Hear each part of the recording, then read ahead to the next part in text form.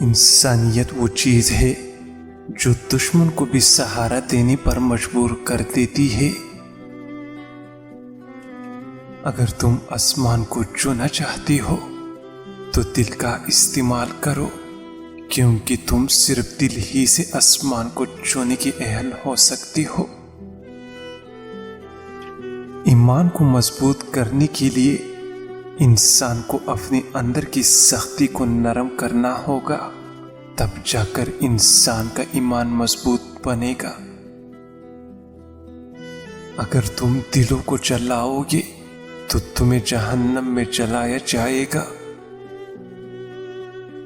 اچھی کتابیں اور اچھی انسان آسانی سے سمجھ میں نہیں آتی، انہیں سمجھنے کے لیے اچھے خاصی دماغ کی ضرورت ہے۔